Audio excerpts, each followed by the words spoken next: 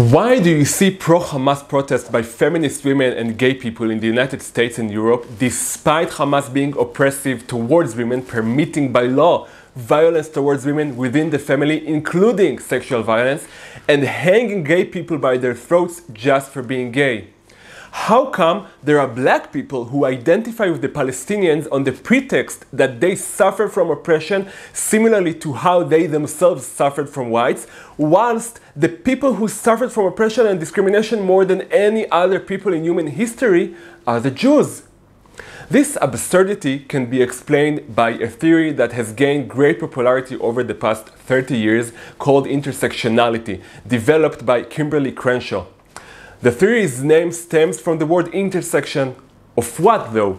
An intersection of privileges, and according to the theory, every person can turn at the intersection in two directions, towards the oppressed or towards the privileged oppressor.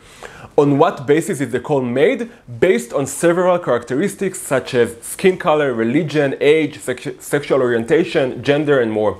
For example, if you're a woman, you're oppressed. If you're a man, you're an oppressor. If you're black, you're oppressed. If you're white, you're an oppressor. Intersectionality has become so popular that today it dominates how university students think about the world, and it is seeping deep into our culture and politics. The theory is rooted in Karl Marx's theory of economic classes, and it was shifted from the struggle between workers and bourgeoisies to classes based on other characteristics, a shift that started with the civil rights movement in the United States in the 1960s. So why does the theory have such an appeal, and why is it so tempting? First, most obviously, it allows people to abdicate responsibility for things that are not going according to their plans, since after all, hadn't they been oppressed, things would turn out differently for them. I mean, how could you blame the Gazan civilians, seemingly not members of Hamas, some of them crossing the border on crutches, for murdering babies in their cribs? How can you blame them? They're oppressed after all. In addition, those who believe in intersectionality, especially if they happen to be on the oppressive side, can ostensibly bask in a sense of moral superiority because they supposedly recognize their own privileges, and by doing so, they perform a moral and important act of justice. Finally, this theory has a component that makes any social theory very attractive, and that is that there is a clear enemy, the straight white male. The straight white male is at the top of the oppressive hierarchy. He oppresses women, he oppresses non-white, and he oppresses gays.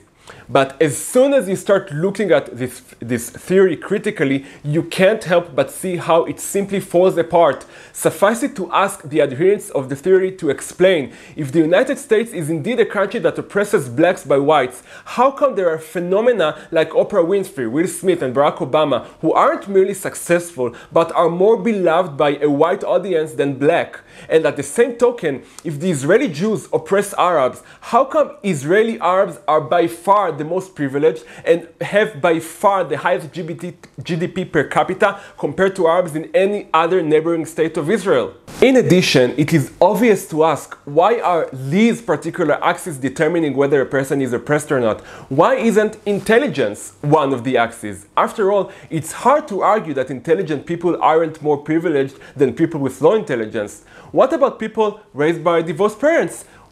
Why don't they have an axis that allows them to get privilege points for oppression that they can demand from the privileged whom their parents stay together? And what about redheads? Don't they deserve to be included in the category of oppressed with all the jokes about them? The absurdity in this ridiculous theory of intersections is clear to anyone willing to look at it.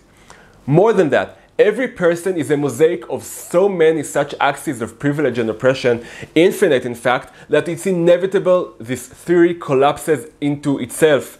Since this theory that allegedly explains group politics, when it is taken to the extreme that includes all possible oppression axes, it dilutes itself to the most basic group, the most basic identity in society, which is the individual. And the individual is the identity upon which the entire Western value system is based, that the individual is sovereign unto himself and has the liberty to act as he sees fit.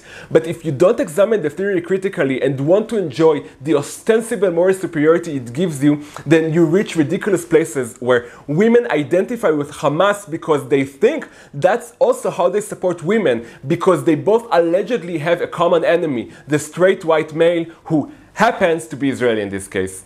So the bottom line is that this theory of intersections actually stands in opposition to Western values and distorts morality because it sees the world only through the prism of oppressed and oppressor. All the more so when it lays all the ills of the world at the feet of one single common enemy, the straight white male, obviously.